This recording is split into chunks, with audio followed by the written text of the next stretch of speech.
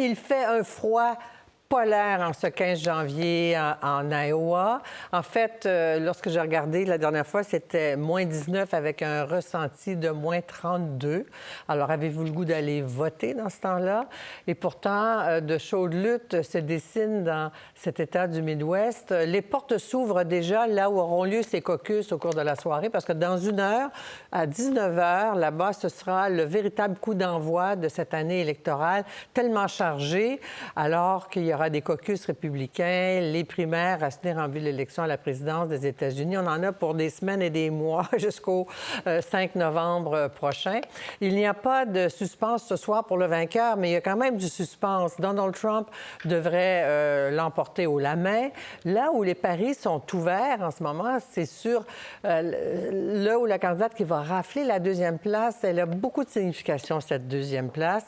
Et au-delà du processus de ce soir, les enjeux de cette élection, ils sont immenses pour la population des États-Unis. On parle, nous, d'un test pour la démocratie. Alors, 2024, une année cruciale dans la vie politique américaine et du monde. Avec nous ce soir, pour faire le tour de la question, Amélie Escobar, chercheure associée à l'Observatoire sur les États-Unis de l'UQAM. Bonsoir, Amélie. Bonsoir. Martine Saint-Victor, stratège en communication et directrice générale chez Eldeman Montréal. Bonsoir, Martine Saint-Victor. Dieu sait que ça en dépense de l'argent en communication. On va en parler, l'impact. De nos studios à Sherbrooke, on a le plaisir de retrouver Karine Prémont, professeure à l'École de politique appliquée de l'Université de Sherbrooke. Bonsoir, Karine. Ça nous fait plaisir de vous retrouver. Vous vous étiez faite très discrète comme chercheuse à écrire et à enseigner. Merci d'être avec nous ce soir. C'est un vrai plaisir. Et en direct du Maryland, un ami de l'émission, François Furstenberg, historien, professeur à l'Université Johns Hopkins de Baltimore et quand même un petit brin montréalais, chercheur au Cerium. Bonsoir, François.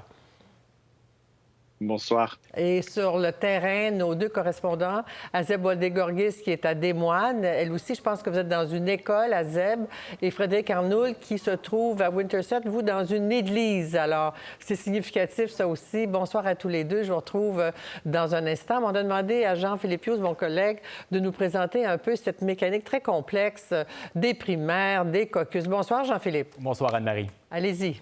Alors, oui, c'est le coup d'envoi de cette année électorale américaine. Alors, on démêle les primaires des caucus. C'est un processus qu'on ne connaît pas très bien de notre côté de la frontière. Les caucus, ce sont ces discussions, ces débats qui ont lieu dans des sous-sols d'église, dans des gymnases, par exemple, où on choisira qui sera le candidat républicain. Alors, ça existe depuis 1796. C'est profondément ancré dans la politique américaine. C'est un vote qui se fait en présence, soit à main levée ou encore secret. C'est le cas notamment dans l'État de l'Iowa. Alors, un comptage des votes aussi qui se fait de manière manuelle. Donc, on fait ça à la mitaine. Du côté des primaires, c'est un peu différent, peut-être un peu plus contemporain aussi. Ça ressemble aux élections telles qu'on les connaît. Ça existe depuis 1912. Alors, de ce côté, c'est un vote secret uniquement.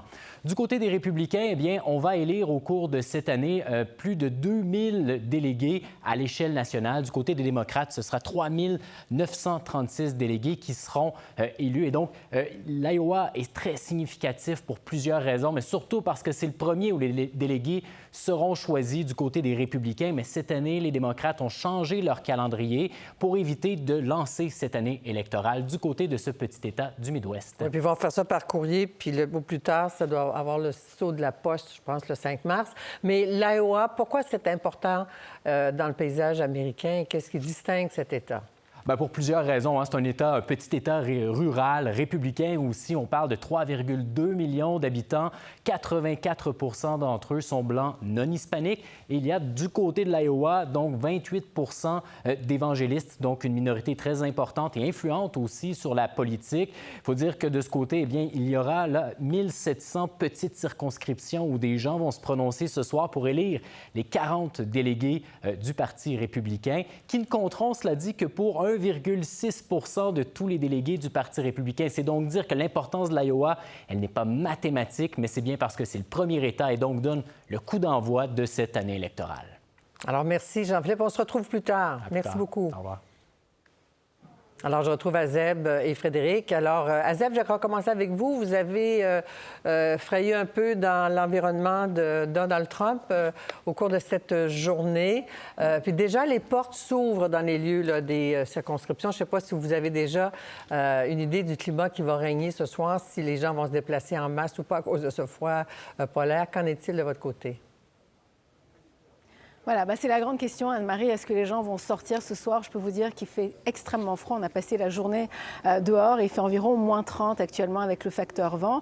Là, on se trouve dans un auditorium, dans un collège, une école secondaire, Franklin, dans le nord de Des Moines. C'est un quartier assez résidentiel. Et puis, je peux vous dire que les gens commencent à arriver un petit peu. Je peux vous montrer quelques images. Là, les gens commencent à arriver dans la salle tranquillement. Vous l'avez dit, ça commence normalement à 19h. Mais on sent, pour le moment en tout cas, les gens sont encore extrêmement confiants et qu'ils vont finir par arriver. Également, ici, dans cet auditorium, d'ici 1 heure, Nikki Haley va venir. Vous savez qu'elle est en deuxième position dans les intentions de vote. Donc, elle va livrer un discours. Et c'est quand même un caucus assez important. On s'attend à environ 1000 personnes qui devraient arriver ici d'ici 19h. Donc, les attentes sont très grandes. On a rencontré des partisans de Donald Trump hier, aujourd'hui aussi, et ils nous disaient en gros qu'ils allaient sortir voter, qu'ils pensent vraiment que c'est lui le candidat idéal pour l'investiture républicaine, qui peut battre Joe Biden. On sent vraiment également chez les évangéliques, vous savez, qu'ils commencent à avoir l'appui des évangéliques. On dit que 51% d'entre eux vont voter pour lui. Alors aujourd'hui, la grande question évidemment, c'est: est-ce que les sondages disent vrai? On a parlé à un pasteur tout à l'heure qui nous disait, écoutez, c'est tout faux. Nous, on pense que ça va être Ron DeSantis. Il a fait les 99 comtés. Il a rencontré beaucoup de pasteurs. Et lui, on croit en lui parce que c'est lui qui a fait voter en Floride la loi sur l'avortement, interdiction de faire un avortement après 6 semaines. Donc, ils disent qu'en fait, il agit vraiment. Donc, il y a beaucoup de gens qui risquent de le soutenir aussi. Donc, ils affirment qu'il y aura une grande surprise là. Mais les sondages, pour le moment, indiquent encore que Donald Trump sera vainqueur. En même temps, si les vainqueurs, Azeb, la victoire ce soir pour Trump ne suffit pas. Il veut écraser ses adversaires pour mettre un frein à peut-être un effet psychologique en faveur de Nikki Haley, n'est-ce pas? Il veut les écraser, là. Il veut dépasser la barre des 50 ce qui n'a jamais été fait jusqu'à maintenant. Oui, absolument. Donc ça, c'est son ambition. Mais il y a quand même ceux qui votent pour Nikki Haley. Nikki Haley espère récolter en fait les comtés qui ont voté également pour Joe Biden là, en 2020. Les démocrates, les républicains modérés, elle espère vraiment rafler ces votes-là. On sait que du côté des évangéliques, par exemple, Nikki Haley, elle n'a même pas été dans les églises. Un pasteur nous disait, elle n'est même pas venue nous voir. Elle n'a fait aucun effort pour avoir notre vote. Donc Nikki Haley, c'est vraiment les républicains centristes, modérés. Ils espèrent vraiment, son équipe espère vraiment qu'elle va rafler les... Mais la grande surprise, ça pourrait être aussi Ron DeSantis. Pour le moment, on dit qu'il est 3e, qu'il est perdant. Ouais. Mais beaucoup, en tout cas, les gens à qui on a parlé croient encore en lui. Oui, merci. On vous revient dans un instant, Azeb, avec Frédéric. Vous avez plutôt rencontré des gens du côté, justement, de Nikki Haley, donc, et de DeSantis. C'est entre eux, dans le fond, ils s'attaquent. Vous avez senti cette fébrilité ou ce goût de la victoire pour les deux? Oui, écoutez, c'est sûr que pour avoir vu les deux candidats sur place dans des rassemblements, c'est sûr que M. DeSantis n'a pas l'air d'exciter énormément les foules ici. Vous savez, c'était très prometteur au début. M. DeSantis était un petit peu comme le dauphin de Trump. C'est lui qui allait reprendre en main le Parti républicain. Et en fait, depuis le début, il n'a cessé de perdre des appuis. Et donc, pour avoir discuté avec certains de ses partisans, ils disent, bon, c'est vrai que M. DeSantis, il y a quelque chose d'un peu mécanique, un peu robotique. Il n'a pas tellement des habiletés, on va dire, faciles avec les gens en général, donc peut-être que ça va lui nuire. Il faut dire aussi c'est quelqu'un qui a tout misé sur l'Iowa, M. DeSantis. Là. Donc, il joue un peu son va-tout ce soir. Si jamais il n'a pas réussi à mobiliser les électeurs en sa faveur, ce soir, il va devoir se poser des questions sur la suite des choses, parce que M. DeSantis, pour les prochaines primaires au New Hampshire, là, ça n'est pas très bon pour lui. Il serait 3e, assez bas dans le classement. Par contre, quand on était voir Nikki Haley, là, il y a vraiment un engouement assez intéressant. Beaucoup d'électeurs que j'ai rencontrés, ce sont des électeurs indépendants, Ce sont des démocrates qui ont voulu s'inscrire au Parti républicain parce qu'elles le trouvent, c'est des gens qui trouvent Nikki Haley comme un certain vent de fraîcheur, une nouvelle génération également de politiciens. Et il y a aussi des démocrates qui étaient présents, qui sont encore affiliés avec les démocrates et qui trouvent que peut-être Mme Haley parviendrait à fédérer davantage le centre. Alors il y a beaucoup d'attentes du côté de Mme Nikki Haley. Encore une fois, c'est toujours la même chose.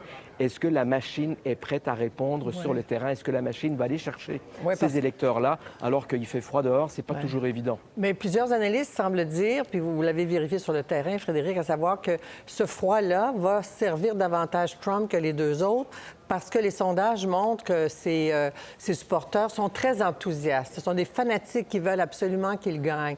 Est-ce que vous êtes prêts à parier sur ceux qui vont sortir voter par ce froid polaire en faveur de Trump plus que pour les deux autres? Ben, en fait, il y a deux écoles. Il y en a qui disent, bon, mais M. Trump a des partisans qui sont dévoués à sa cause. C'est quasiment une secte, comme disent certains, qui vont sortir quoi qu'il arrive. Par contre, on se dit aussi, bon, M. Trump est tellement haut dans les sondages, il n'aura pas besoin de notre vote, donc on va rester chez nous. C'est un peu ce qui est arrivé à Mme Clinton aussi. Clinton était donné gagnant dans tous les sondages et finalement, les démocrates sont moins sortis. Résultat, c'est M. Trump qui est passé. Donc c'est sûr que la pression est énorme pour Donald Trump parce que s'il n'arrive pas à arriver aux attentes là, de tous les sondages, c'est sûr qu'il va quand même devoir se poser certaines questions sur sa capacité à vraiment galvaniser ces appuis-là qui lui sont pourtant dévolus. Mais est-ce qu'ils vont sortir? Écoutez, on verra. Il a mis beaucoup de moyens aussi. Il y avait des autobus qui ont été nolisés pour justement amener ces gens-là, particulièrement dans les endroits ruraux où les routes secondaires ne sont pas déglacées ni même déneigées. Donc ça prend quand même une bonne voiture, des bons pneus, puis surtout une volonté de faire, évidemment, de Marie. Quand je vous lançais la question, Frédéric, je parlais de vainqueur, mais entre les deux, comme si c'était une course à deux parce que Trump est à part. Mais vous, de votre côté, Azeb, avez-vous senti que Trump avait quand même peur de celui ou de celle qui sera en seconde place, vu ce qui s'en vient au New Hampshire la semaine prochaine? Trump, c'est sûr, comme vient de le dire Frédéric, bon, pour le moment, on le déclare vraiment vainqueur, mais les gens à qui j'ai parlé à un pasteur qui dit qu'il y a vraiment une fatigue aussi envers Donald Trump à cause de toutes ses sorties, les messages qu'il écrit, qu'il le trouve un peu enfantin. Donc, chez les républicains aussi, il y a une certaine fatigue de Donald Trump qui veulent voir un changement. Et puis aussi, il faut rappeler qu'il y a des sondages qui indiquent que Nikki Haley serait la meilleure candidate pour battre Joe Biden s'il y a des élections présidentielles. Donc on entend toutes sortes de choses, mais Donald Trump demeure quand même extrêmement populaire. Vous savez, hier, il a réussi la salle était comble là, pour l'entendre à Indianola. C'est environ 30 minutes de Des Moines. Il a fallu même refuser des gens qui voulaient absolument le voir. Donc il a encore cette base qui croit en lui. Et une chose qui revient constamment chez les électeurs quand ils parlent de Donald Trump, c'est qu'ils disent il est indépendant, il ne doit rien à personne, il ne travaille pas pour un groupe de pression, il ne reçoit de l'argent de personne. Donc il a cette espèce d'image de politicien libre qui ne répond à aucun groupe, à aucun establishment, si vous voulez. Et ça, ils aiment ça. Ils ont l'impression que c'est un peu le rebelle. Également, il y a un autre argument qui revient constamment sur Donald Trump, le fait qu'il soit poursuivi, là, ces 91 chefs d'accusation. Mais finalement, ils le voient un peu comme un martyr, comme une victime, que tout le monde est contre lui et qu'il faut le sauver. Donc il y a ça qui joue. Et puis aussi, ça on l'a déjà dit plusieurs fois, justement aujourd'hui, un de ses partisans me disait, écoutez, Donald Trump, c'est celui qui a fait le plus pour le mouvement pro-vie. Il a nommé 3 juges à la Cour suprême. C'est extrêmement important pour nous. Il a même participé à la marche pour la vie. Donc il a encore ce soutien indéfectible. Je vais finir avec vous, Frédéric, puis en montrant le tableau de ce que vient d'évoquer Azeb, à savoir que selon le sondage suivant, là, Nikki Haley gagnerait à 53 % contre un Joe Biden qui ne recueillerait à ce moment-là que 45 % Trump arrive tout juste, là, il est plus au coude à coude, Frédéric. Est-ce que ça se sent sur le terrain? Parce qu'elle dit que ça prend une nouvelle génération, au fond, de politiciens. Sans toi attaquer Trump. C'est sûr que Mme Haley, justement, joue beaucoup cette carte de la nouvelle génération, de faire un peu table rase de tous les excès de Donald Trump, de ses politiques parfois qui étaient très divisives. Donc c'est sûr qu'elle a beaucoup joué là-dessus. Est-ce que c'est suffisant? Écoutez, on le verra. Ce qu'il faut surveiller ce soir, fondamentalement, bon, M. Trump, il a gagné, c'est presque acquis, mais c'est cet écart, c'est cette marge qui est importante. Parce que si Mme Haley, qui est créditée, c'est la marge en fait, parce que M. Trump est à 48 dans le dernier sondage, 48 %, on est en Ensuite, Mme Haley à 20% et DeSantis à 16%. Si Nikki Haley arrive plus dans le 25-30%, mais là, elle commence à se dire, ça va quand même aller bien parce que les primaires au New Hampshire la donnent aussi bonne deuxième dans le classement. Et là, la marge est beaucoup plus faible entre elle et Donald Trump. Alors, surveillons ça ce soir parce que ça va en dire long sur la suite de la course. Alors, il est vraiment là le suspense, donc, cette deuxième place qui vaut beaucoup pour les républicains. Écoutez, tous les deux, on se reparle très brièvement vers 20h notre heure, alors que le vrai coup d'envoi sera lancé là-bas, donc en Iowa. Merci à tous les deux, à tout à l'heure. Pour voir nos émissions en entier, rendez-vous sur la chaîne ICI RDI.